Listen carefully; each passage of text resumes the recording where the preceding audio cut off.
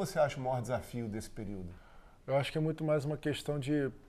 O que eu lembro é uma questão de paciência, né? Aquelas velha alegoria do atleta profissional, ele morre duas vezes, né? A primeira é a sua aposentadoria e, enfim, depois a morte por si mesmo.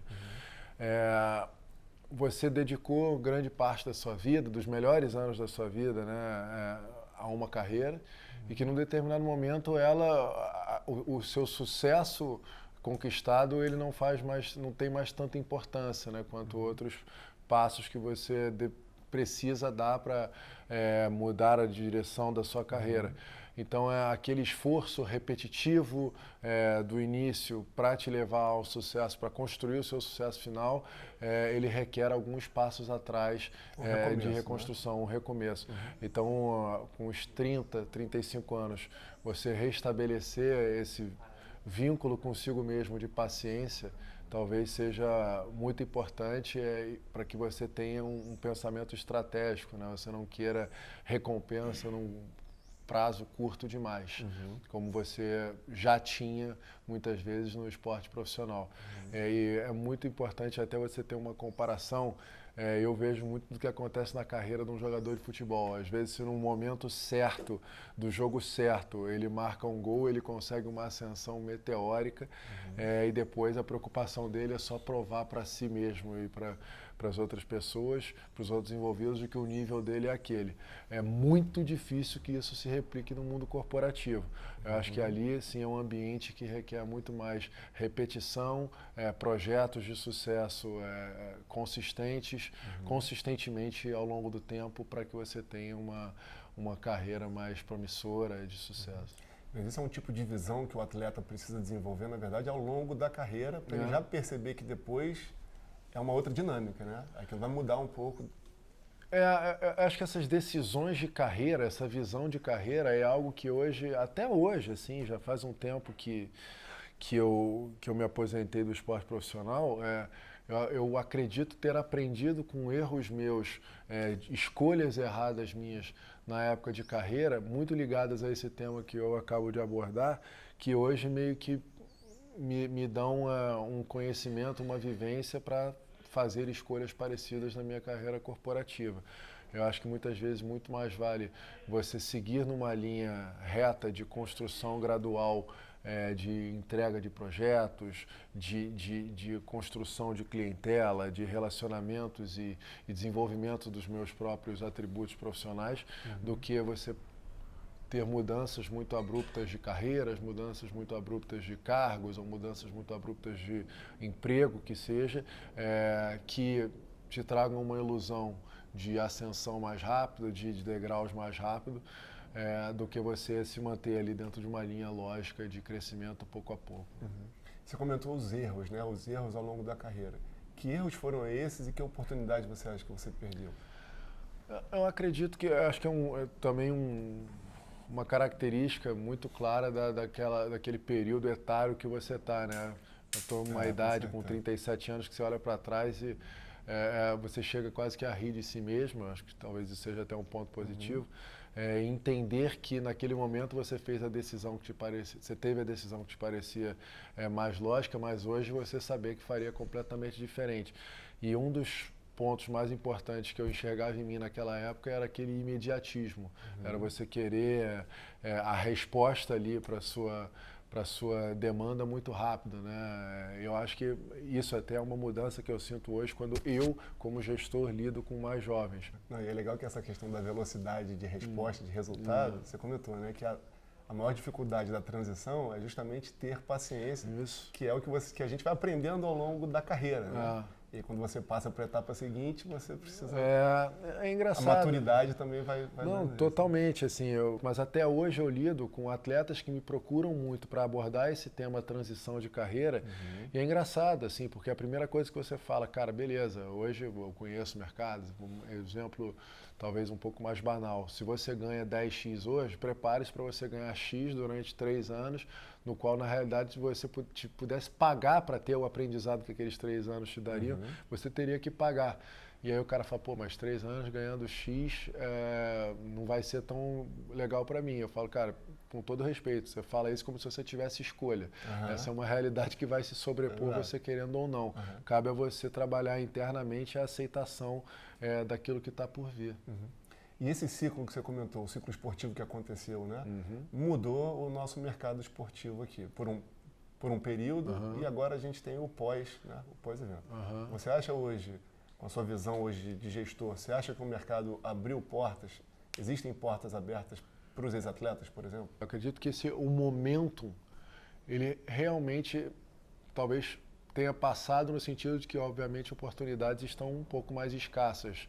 Não adianta querer passar, talvez, uma mensagem que foque muito na esperança e perca um pouco o foco na realidade.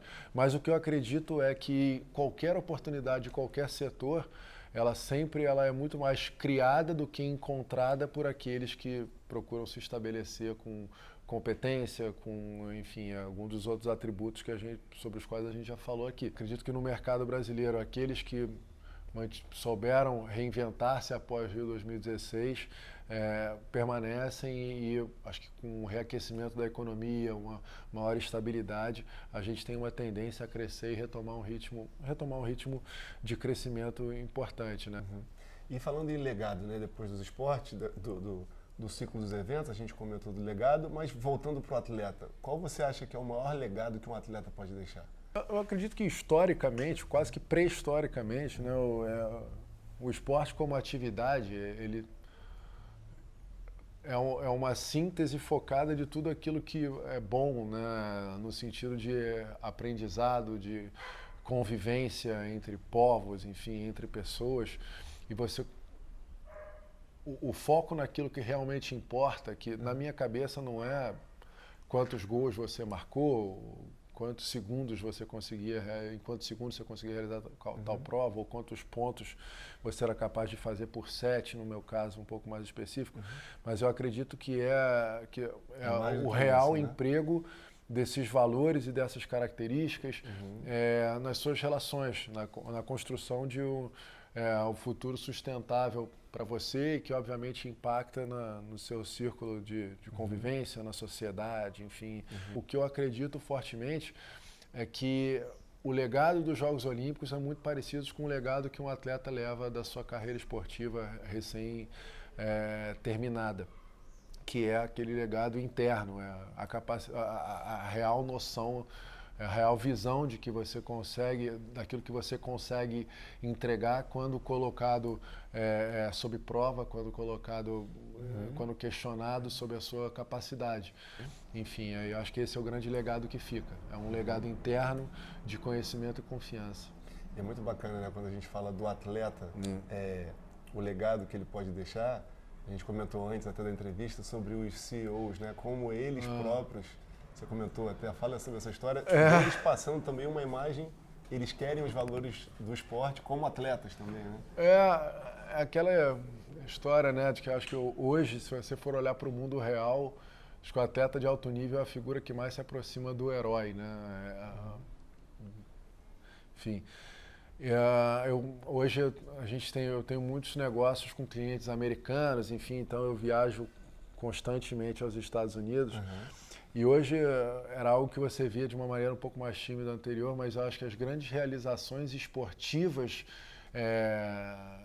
e pessoais dos atletas, hoje, assim como antes você via um cartão de visita, o cara colocava lá Alexandre Cerdeira, MBA, PhD. Hoje você vê Alexandre Cerdeira, 2 Ironmans, Olympian, escalei o Everest num cartão de visita. Porque o próprio CEO, o cara...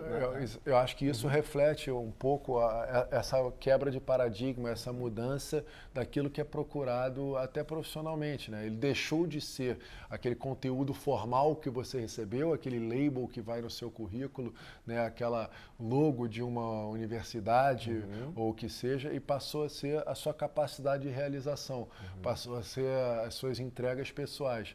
E ainda mais o reconhecimento de que a pessoa que você é reflete no teu profissional. Você não consegue mais desassociar as coisas. Acho que nada mais demodê do que você dizer, profissionalmente é um cara ótimo, mas pessoalmente não é um cara legal. Exatamente. Acho que as duas coisas se tocam de uma maneira muito mais íntima do que as pessoas entendem. Eu acho que aquela postura clássica do atleta, do cara que é comprometido, que dorme cedo, que busca excelência, que tem um nível de higiene, de saúde, de vida elevado, que se coloca um padrão muito alto de atingimento das suas realizações, é o perfil adequado para o sucesso de qualquer empresa. Assim, às vezes a gente fica buscando isso muito como se fosse, acho que nunca na história do mundo houve alguém que respondeu a uma entrevista de emprego assim, não, eu não trabalho bem em equipe, eu não sou um cara muito comprometido assim, e eu também não sou pontual. Eu acho que as pessoas sempre buscam características que os aproximam, né, que as aproximam da figura clássica do atleta, que ele não é um questionamento, ele é obrigado a entregar, porque senão ele não teria tido a carreira que ele tem atrás dele, não teria aqueles